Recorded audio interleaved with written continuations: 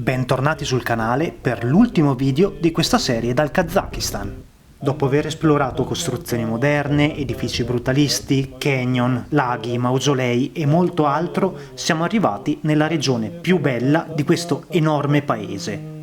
Il Mangistau è una zona a dir poco strabiliante, con mausolei, moschee sotterranee e un sacco di storia, ma qui è la natura la vera protagonista.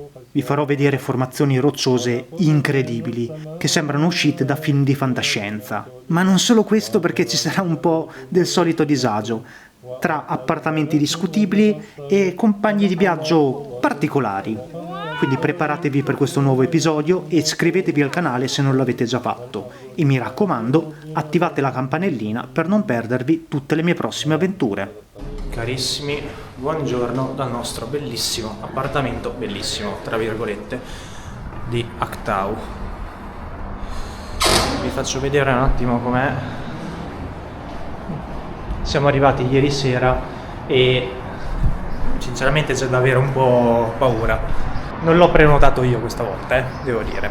Comunque faremo 3 giorni da queste parti, 3 giorni qui, un giorno in città che non ha molto da offrire e 2 giorni fuori città nel Mangistau, che dovrebbe essere l'highlight assoluto di tutto il viaggio di queste 2 settimane in Kazakistan, quindi aspettative altissime.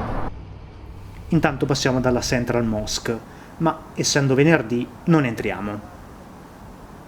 Poi verso uno dei mercati della città con un ragazzo portoghese che abbiamo conosciuto la sera prima in aeroporto. La prima cosa interessante di Aktau è che non ha le vie. I primi insediamenti qui nacquero nel 1958, quando vennero scoperti dei giacimenti di petrolio e di uranio. Quindi la città nacque come una città chiusa. L'indirizzo consiste in 3 numeri: il numero di isolato, quello dell'edificio e quello dell'appartamento. Al giorno d'oggi alcune vie sono state aggiornate, ma non tutte. Siamo passati dall'ufficio del tour operator, abbiamo pagato per i tour di domani e dopodomani. Un po' strano, perché non c'è nessuna insegna, niente di niente. Speriamo che vada tutto bene, perché i prezzi rispetto agli altri tour che avevamo visto sono stracciati, veramente stracciati.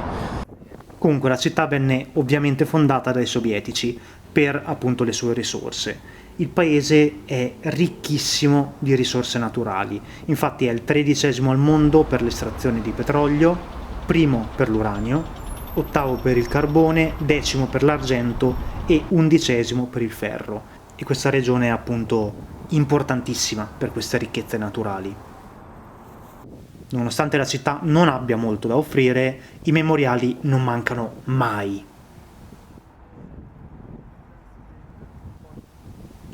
C'è da dire che in generale è abbastanza disastrata, tenuta male e non troppo pulita. Approfittiamo perché comunque si sta bene, c'è un sacco di aria fresca e rispetto a Shymkent e il Turkistan sta molto meglio. Ed eccoci lungo il Mar Caspio, il lago più grande al mondo. Pensate che è lungo più di 1200 km e la profondità massima è di più di 1 chilometro. Qui c'è una spiaggia molto lunga e c'è anche gente che fa il bagno. L'acqua sembra pulita. Abbiamo avvistato un po' di fauna locale con questo pesce abbastanza buffo e un serpente che stavo per calpestare.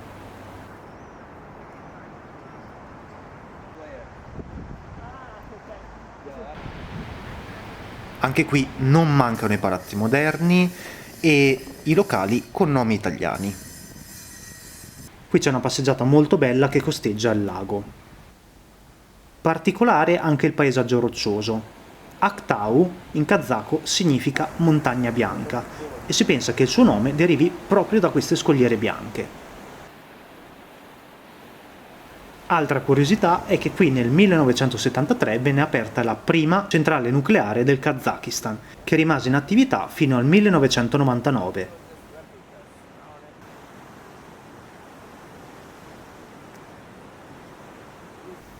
Questo invece è il faro della città, molto particolare perché integrato in un palazzo.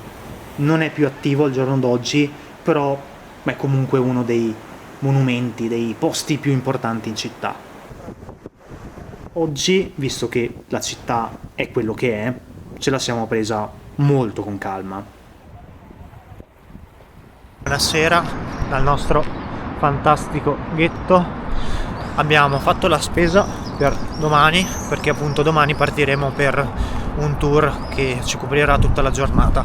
Comunque oggi giornata molto diversa rispetto al solito, perché abbiamo passato la giornata con un ragazzo portoghese, poi abbiamo incontrato due ragazzi italiani che fanno in bici da Como fino al Giappone.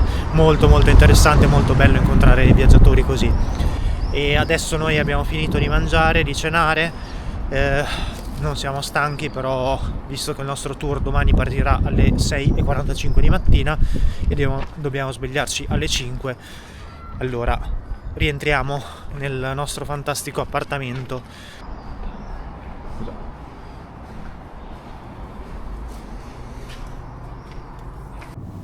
Quindi il giorno dopo sveglia alle 5, taxi per il ritrovo e guida che si è presentata con un ritardo di 45 minuti. Quindi abbiamo avuto paura di essere stati fregati. E poi, per fortuna, verso il nulla più assoluto. Il giorno prima, vedendo le previsioni, ero un po' preoccupato, ma la guida mi aveva tranquillizzato.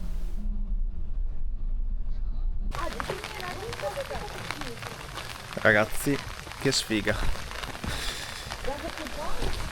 La prima fermata è a 50 km in linea d'aria dalla città, ma 150 km di strada. Siamo al canyon totalmente impronunciabile, ma ci provo, Ibikti. Questo canyon risale a circa 50 milioni di anni fa e si tratta di un capolavoro geologico una volta sommerso dall'oceano. Ancora oggi le sue forme sono modellate dagli agenti atmosferici, tra cui vento e questa fastidiosa pioggia. Penso che l'idea iniziale fosse quella di proseguire, però è tutto allagato il canyon. Bello, peccato per il tempo. E come non detto,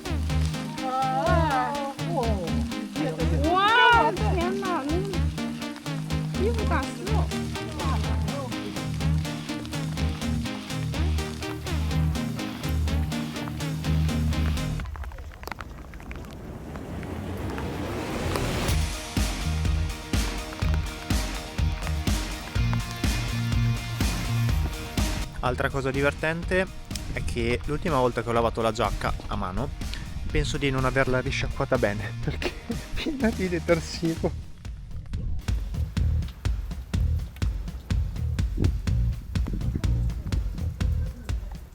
paesaggi molto belli, ma l'area non è protetta e in alcuni punti si vede, con spazzatura sotterrata e incisioni sulle rocce.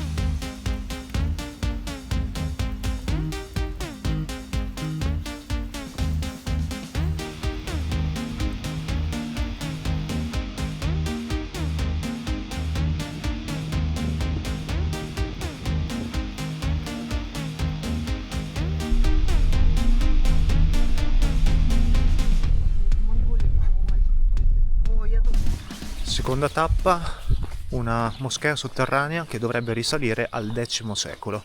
Nella regione del Mangistau un tempo passava un ramo minore della Via della Seta. Quindi, oltre alle bellezze naturali, in questa zona ci sono anche resti storici, come moschee e necropoli. In questa necropoli devono entrare prima gli uomini e si entra con il piede destro. Questo perché è un sito sacro per i Sufi, popolare tra i pellegrini. Questa è una delle necropoli più antiche della regione. Le tombe più vecchie risalgono all'VIII secolo.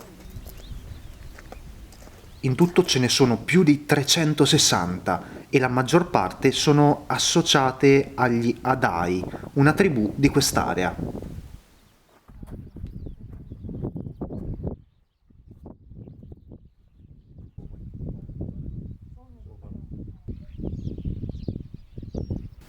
Oltre alla necropoli c'è questa moschea sotterranea, in realtà su internet ho trovato del XII-XIII secolo. Alcune delle informazioni che ci dà la guida non sono totalmente concordi rispetto a quello che si trova su internet. Il posto è sacro semplicemente perché, secondo la tradizione, qui sono conservati i resti del saggio sufi Karaman Ata. Questo rotolamento dovrebbe portare benefici sia al corpo che alla mente. E poi abbiamo assistito ad una preghiera, momento molto emozionante.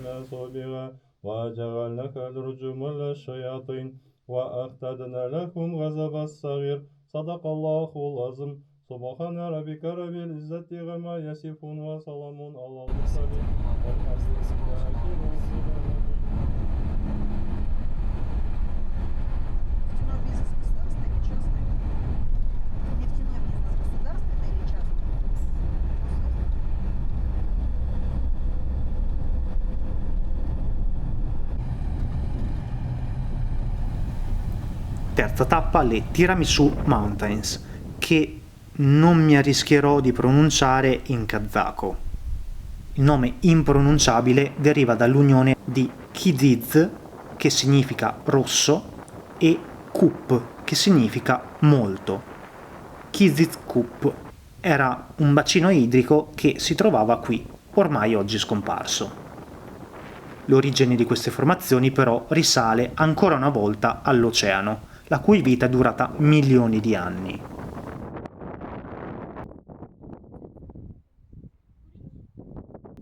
I colori di queste montagne sono il risultato di miscelazioni di vari minerali per secoli e secoli. Queste formazioni sono talmente importanti che sono state raffigurate anche sulle banconote da 1000 tenge. E non c'è altro da dire se non che questo è in assoluto uno dei posti più belli del paese, ma più belli che abbia mai visto.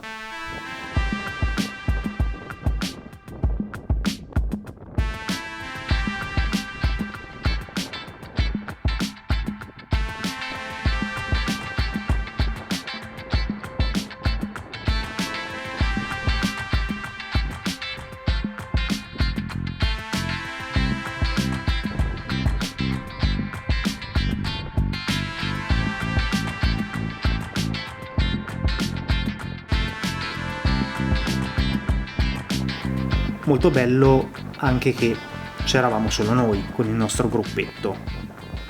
Gruppo non molto vario, la maggior parte sono russi o cinesi e non ci sono altri europei.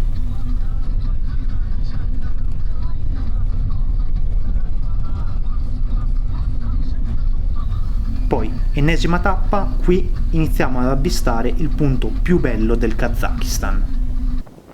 Queste rocce isolate sono state modellate nel corso dei secoli con acqua, vento e forze geologiche. Anche questo una volta era parte dell'Oceano Tetide.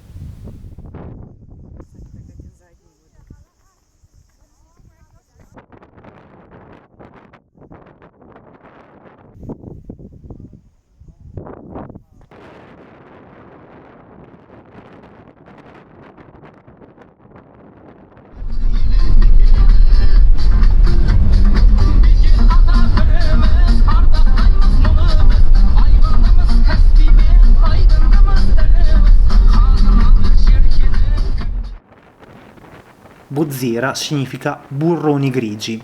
Queste rocce raggiungono i 250 metri di altezza e questo parco misura più di 3000 km quadrati, anche se le formazioni più belle e accessibili sono concentrate in circa 40 km quadrati. Siamo a quasi 300 km da Aktau, ma le strade per arrivare qui dalla città sono buone, visto che è appunto il sito più famoso del Mangistau. Purtroppo la compagnia con cui abbiamo fatto il tour non organizza le notti qui. Mi sarebbe piaciuto tantissimo fotografare la Via Lattea in questo posto. Però contate che questo tour ci è costato 40 euro a testa, più o meno. Gli altri che abbiamo visto erano sui €200 al giorno senza la notte. Direi un bel risparmio. Detto questo, ma che bellezza! Giornata stupenda, la più bella delle 2 settimane in Kazakistan. Siamo tornati nel nostro fantastico appartamento e giornata irreale, veramente bellissima. Per fortuna che siamo riusciti a trovare questo tour, grazie a Davide che ci ha dato questo contatto. Noi ci vediamo domani per l'ultima giornata dal paese, da questa splendida regione. Quindi seconda giornata immersi nel nulla più assoluto e dopo 100 km circa abbiamo il primo stop. Siamo arrivati alla prima destinazione di oggi, che è la Valle delle Palle, come queste, e là ce ne sono altre. La Valle delle Sfere o delle Palle ha origini antichissime, tra i 40 e i 60 milioni di anni fa. Sinceramente, prima di venire qui, avendo visto le foto, pensavo sarebbe stato un fail tremendo, non interessante, ma in verità è molto bello come posto. Allora, la guida ci ha detto che ci sono 2 teorie su come si sono formate queste palle, che arrivano fino a 7 metri di diametro. Praticamente la prima teoria è vulcanica. Qua una volta c'era un vulcano e questi sono i rimasugli. La seconda teoria inizia milioni e milioni di anni fa, quando questo territorio era circondato da oceani. Queste palle dovrebbero essere dei plankton che nel corso di milioni di anni si sono ingranditi, non so come. Però diciamo che la cosa importante è che ancora gli studiosi non sanno esattamente come si siano formati questi palloni di roccia.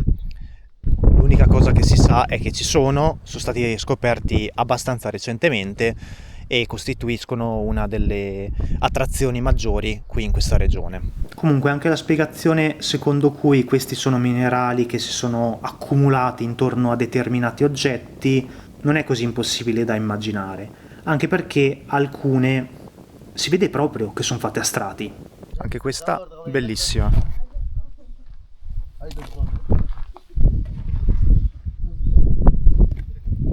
E per farvi capire la scala, qua non si vede ma è più alta di me. È come se fossero fatte a strati quasi, e alcune li hanno persi, come vedete da dietro c'è qualcosa.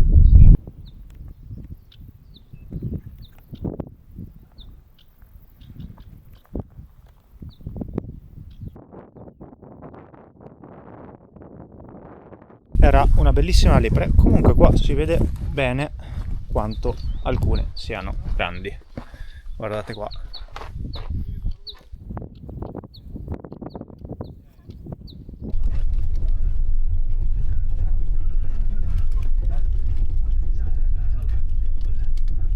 Siamo nella seconda location di oggi, questo canyon che si chiama Kuga La, che significa Blue mix di blu.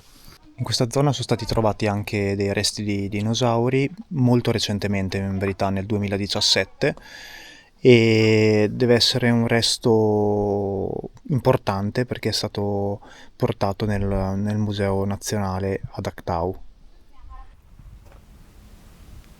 Il tratto di Kok Kala è sostanzialmente una gola con rocce colorate. Milioni di anni fa qui c'era una foresta. Gli strati scuri nelle rocce ne sono una testimonianza. Poi acqua, vento e attività tettonica hanno fatto il resto. Comunque molto bello anche questo punto.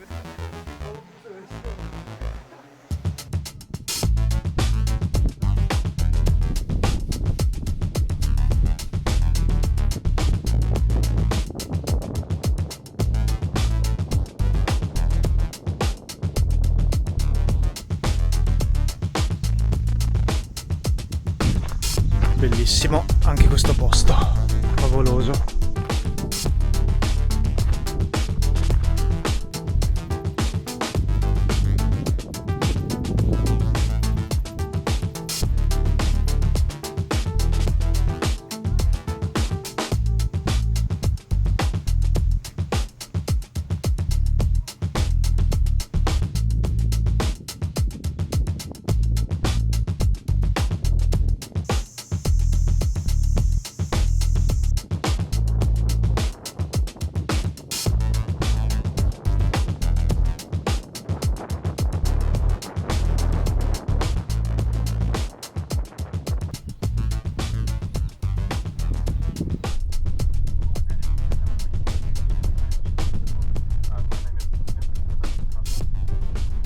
Terza location e piove di nuovo. Siamo nel luogo dell'ultima guerra tra kazaki e turkmeni nel XVII secolo. Qui spettacolare questa montagna che spunta dal nulla più assoluto della steppa kazaka. Qualcuno vede questa roccia come una iurta o come un leone addormentato. Non so sotto quale droga si veda il leone, ma va bene. Detto questo, Sherkala significa fortezza del leone.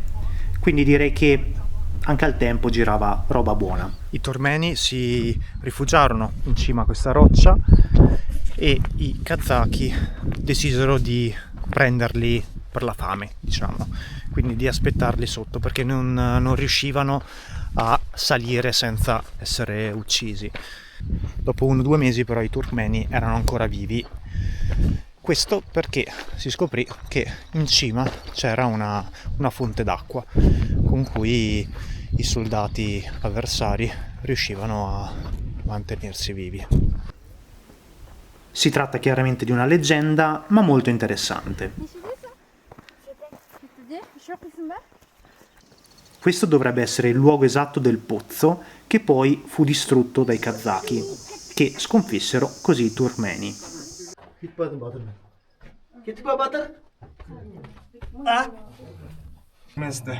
Made the well along the top to the underground waters. Ah, ok. Yeah, see, but now it's ruined. Secondo la guida, qui vicino ci sono anche le tombe di alcuni turkmeni.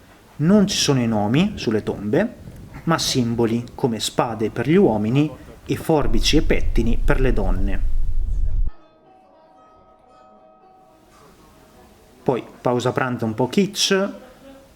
I pasti sono sempre un po' tristi e ripetitivi qui in Kazakistan.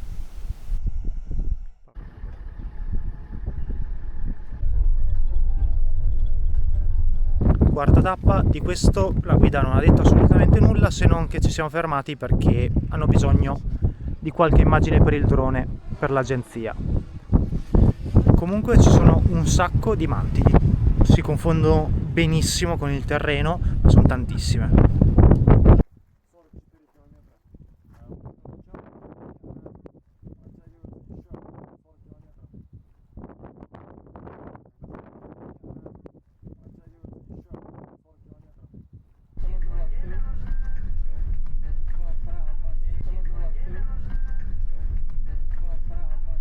Quinta e ultima location di oggi ed è il Mangistau.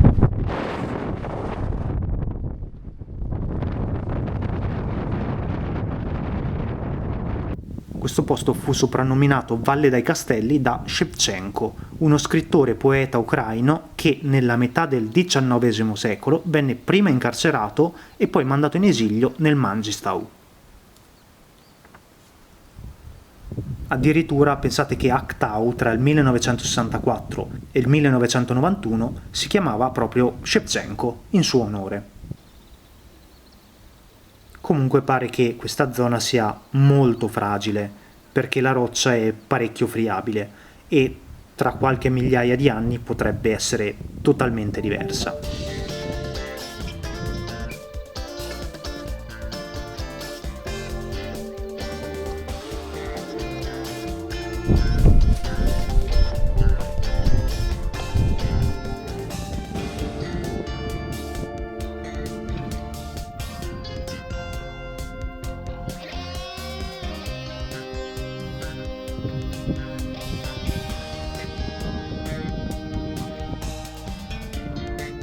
Con questi bellissimi paesaggi io vi saluto e vi ringrazio di essere rimasti fino alla fine. Spero che la serie sul Kazakistan vi sia piaciuta e spero di essere riuscito a condividere le emozioni che ho provato, soprattutto guardando questi luoghi incredibili. Magari racchiuderò tutte le cose che ho fatto in questo viaggio in un unico video con consigli e informazioni utili. Intanto io vi saluto, vi ringrazio di nuovo e ci vediamo prestissimo da un'altra parte di mondo.